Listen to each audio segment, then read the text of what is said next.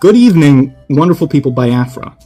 For those who may not know, I'm Alias Gerasoulis, the international lobbyist for the Biafra Republic government in exile, represented by His Excellency Simon Ekpa, Prime Minister in detention, and Mr. Ogochukwu Mekere, Acting Prime Minister.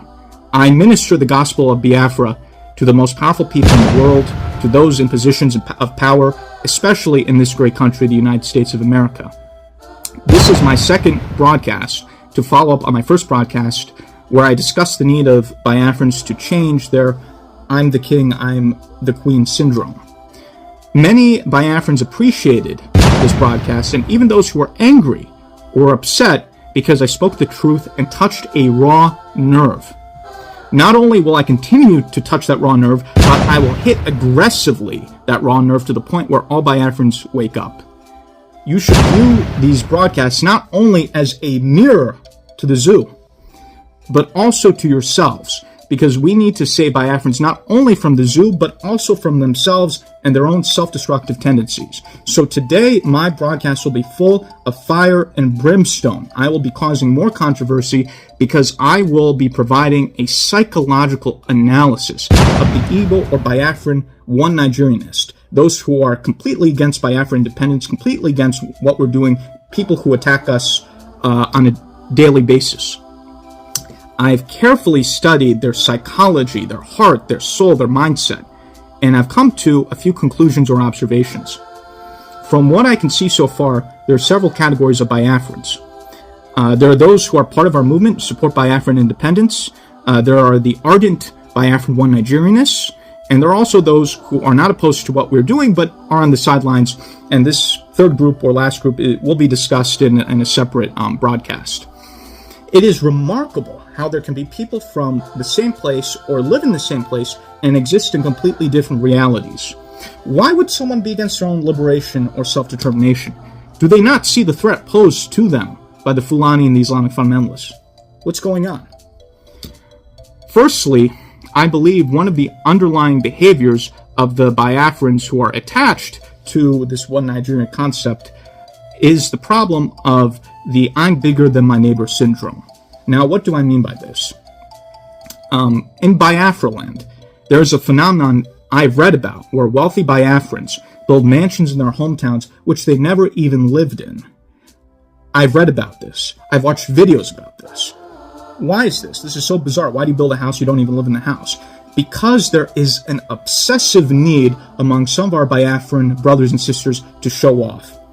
I've seen this obsession with showing off in my own personal experience. To provide a personal anecdote, I was aware of one situation where a Biafran lady, whom I personally know and will not name by name, went around telling everyone about how expensive and great her shoes were, telling everyone and their mother about how expensive her shoes were, and then also about how everything she does is perfect and so on and so forth.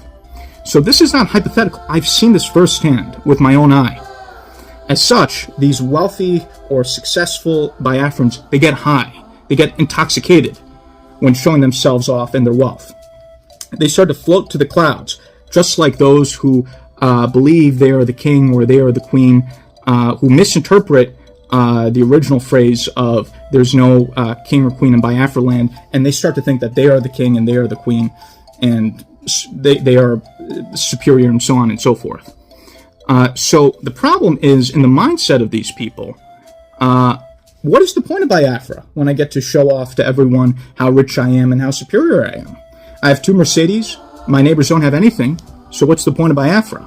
I build a home that I don't even live in so everyone can just see how rich I am. So why is Biafra needed? Because of this, these Biafrans are so blind, they can't see the existential danger that the Fulani and the Islamic fundamentalists pose right underneath their own nose. So let me explain this situation to you, the Biafran one Nigerianists who are listening. And I want you to listen very, very carefully to what I have to say to you. The Islamic fundamentalists have taken over the north of Nigeria. Previously, you had the Hausa Fulani people. Now they're just the Fulani. The Fulani have swallowed the Hausa. These Islamic fundamentalists have moved from the north into the southwest and now are targeting the Yoruba. You have a Muslim ticket leading the country, including a vice president who played an instrumental role in the rise of Boko Haram. There has been Islamic fundamentalist capture of the Nigerian state, the Nigerian military at all levels. According to an article in the Nigerian Punch newspaper in January of 2025, again, not my opinion, this is the newspaper in Nigeria, and I quote, "Leaders of pan-Yoruba groups representing artisans, workers, students, community-based groups, traders, professional, and self-determination groups have jointly expressed their opposition against the move to introduce Sharia law in Yoruba land." So this is not simply a matter of terrorist groups and Fulani herders killing Biafrans or people in Nigeria, which again is an ongoing and serious issue. This is also a matter of systematic takeover of the entire country by radical Islamic fundamentalists. If the Islamic fundamentalists take over Yoruba land, obviously the next and the last target will be Biafra land. Many of the Islamic fundamentalists have openly expressed this, that when they are finished with the Yorubas, their next target and their final target will be the Biafrans. And there are those federal politicians in Nigeria who openly express their desire for the entire country to be under Sharia law, which again would include Biafra. There have been efforts, including even last year, to expand Sharia law throughout the entire country. Now, that effort last year in the national legislature in Nigeria did not succeed, but if Nigeria continues on its current trajectory, that will be the reality at some point. There will be Sharia law imposed on a federal level. Sharia will come to Biafra land. So if we've declared Biafra, but if we now do not restore Biafra, everyone in Biafra land will be under Sharia. And what I'm telling you is something that I'm very, very confident in. This is going to happen if we don't take the necessary actions. And in places in Nigeria that are already under Sharia, children are having their limbs chopped off, their limbs amputated. I read a story of a 12-year-old boy who had both of his arms cut off for allegedly stealing an item. I mean, this is barbarism at the highest levels.